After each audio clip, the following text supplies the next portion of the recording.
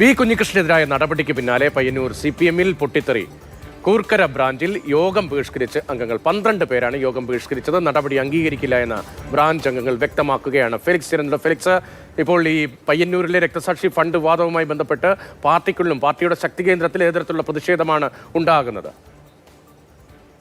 Ratheesh, V കുഞ്ഞികൃഷ്ണനെ പുറത്താക്കിയതിന് പിന്നാലെ പയ്യന്നൂർ CPM-ൽ 2 വിഭാഗങ്ങളായി മാറുന്നു എന്നതാണ് ഏറ്റവും പ്രധാനപ്പെട്ട കാര്യം. ഒന്ന് കുഞ്ഞികൃഷ്ണ അനുകൂലികൾ, ഒന്ന് കുഞ്ഞികൃഷ്ണനെ എതിർക്കുന്നവർ. ഇതിൽ വി കുഞ്ഞികൃഷ്ണനെ പുറത്താക്കിയ കാര്യം റിപ്പോർട്ട് ചെയ്യാൻ ഇന്നലെയാണ് ബ്രാഞ്ച് യോഗം ചേരാനിരുന്നത്. ഈ ബ്രാഞ്ച് യോഗം ചേരണമെങ്കിൽ ആകെ 17 അംഗങ്ങളാണുള്ളത്. പക്ഷേ അതിൽ 12 പേരും യോഗത്തിൽ പങ്കെടുക്കാൻ എത്തിയില്ല. ആകെ 5 പേരാണ് യോഗത്തിൽ പങ്കെടുക്കാൻ എത്തിയത്. അങ്ങനെ ക്വാറം തികയാത്തതിനാൽ ഏരിയ കമ്മിറ്റി അംഗം അടക്കമുള്ളവർക്ക് തിരിച്ചു പോകേണ്ടി വന്നു എന്നതാണ് ഏറ്റവും പ്രധാനപ്പെട്ട കാര്യം. മറ്റൊരു ദിവസം ചേരാനാണ് തീരുമാനിച്ചിട്ടുള്ളത്. വി കുഞ്ഞികൃഷ്ണനെതിരായ നടപടി അംഗീകരിക്കാൻ കഴിയില്ല എന്ന നിലപാടിലാണ് ഈ കൂർക്കര ബ്രാഞ്ചിലെ ഭൂരിഭാഗം അംഗങ്ങളും.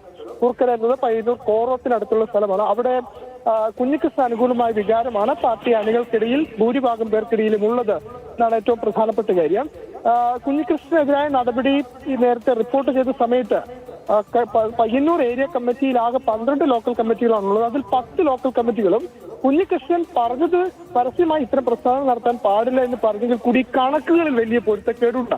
ഫണ്ട് തട്ടിപ്പെന്ന ആരോപണം അതിൽ വസ്തുതയുണ്ട് എന്നാണ് ഭൂരിഭാഗം ലോക്കലുകളിലും ഉണ്ടായ വികാരം. അതുകൊണ്ട് തന്നെ CPM-ൽ വലിയ രീതിയിലുള്ള എതിർപ്പ് പാർട്ടിക്കുള്ളിൽ തന്നെ ഉണ്ടാകുന്ന ഈ വിഷയത്തിൽ. പാർട്ടിയുടെ വലിയ ശക്തി കേന്ദ്രമാണല്ലോ. നേതൃത്വത്തിന്റെ ഭാഗത്ത് ഉൾപ്പെടെ ഇടപെടലുകൾ നടക്കുന്നുണ്ട്. അനന്യ ശ്രമം ഉൾപ്പെടെ സ്വാഭാവികമായി പ്രാദേശിക നേതൃത്വത്തിൽ ഉണ്ടാവുകയും ചെയ്യുമല്ലോ.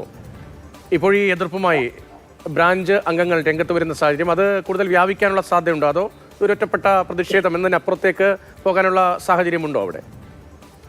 രതീഷ്, 2022 ഈ വിഷയം ഈ കുഞ്ഞികൃഷ്ണൻ ഉന്നയിക്കുന്നത് അന്ന് മുതൽ തന്നെ പയ്യന്നൂരിലെ പാർട്ടി അണികൾക്ക് ഇക്കാര്യത്തിൽ ഒരു വ്യക്തതയുണ്ട്. കുഞ്ഞികൃഷ്ണൻ ഉന്നയിക്കുന്ന ആരോപണങ്ങൾ ശരി എന്ന നിലപാടിലാണ് ഭൂരിഭാഗം പേരുമുള്ളത്. സ്വാഭാവികമായും ഇപ്പോൾ 2026 ഇദ്ദേഹത്തെ പുറത്താക്കിയത് റിപ്പോർട്ട് ചെയ്യുമ്പോഴും ആദ്യം മുതലേ ഈ കാര്യങ്ങളൊക്കെ വ്യക്തമായി അറിയുന്നവരാണ് പയ്യന്നൂർ ഏരിയ കമ്മിറ്റിക്ക് കീഴിലുള്ള അല്ലെങ്കിൽ ലോക്കലുകളിലും ബ്രാഞ്ചുകളിലുമുള്ള പാർട്ടി അംഗങ്ങൾ. സ്വാഭാവികമായും അവർക്ക് ഇത് ദഹിക്കുന്നതല്ല എന്നതാണ് ഏറ്റവും പ്രധാനപ്പെട്ട കാര്യം. കാരണം ഇതിൽ വസ്തുതയില്ല. അതായത് കുഞ്ഞികൃഷ്ണൻ ഉന്നയിച്ച ആരോപണങ്ങൾ വസ്തുതയില്ലെന്ന് അന്വേഷണ കമ്മീഷൻ റിപ്പോർട്ട് പോലും അവതരിപ്പിച്ചപ്പോൾ പോലും അത് പൂർണ്ണമായും അംഗീകരിക്കാൻ പാർട്ടി കീഴ്ഘടകങ്ങൾക്ക് കഴിയുന്നില്ല എന്നതാണ്. കാരണം അവർക്ക് ഇതൊക്കെ നേരിട്ട് അറിയാവുന്ന കാര്യങ്ങളാണ് എന്നതാണ് അതിൽ ഏറ്റവും പ്രധാനപ്പെട്ട കാര്യം. അതുകൊണ്ട് തന്നെ ഈ നടപടിയിൽ റിപ്പോർട്ട് ചെയ്യുമ്പോൾ പൂർണ്ണമായും താഴെത്തട്ടിൽ കീഴ്ഘടകങ്ങൾക്ക് വലിയ വിയോജിപ്പുണ്ട്. അത് പ്രതിഫലിക്കുന്നു എന്നതാണ് ഏറ്റവും പ്രധാനപ്പെട്ട കാര്യം. പരസ്യമായി ഒരു പ്രതിഷേധത്തിലേക്ക് പോകുന്നില്ലെങ്കിൽ പാർട്ടിക്കുള്ളിൽ വലിയ അമർഷമാണ് കുഞ്ഞികൃഷ്ണനെ പുറത്താക്കിയതിന് പിന്നാലെ ഉയരുന്നത്. ശ്രീ വി കുഞ്ഞികൃഷ്ണനെ പുറത്താക്കിയതിന് പിന്നാലെ യോഗം ബഹിഷ്കരിക്കുന്നു.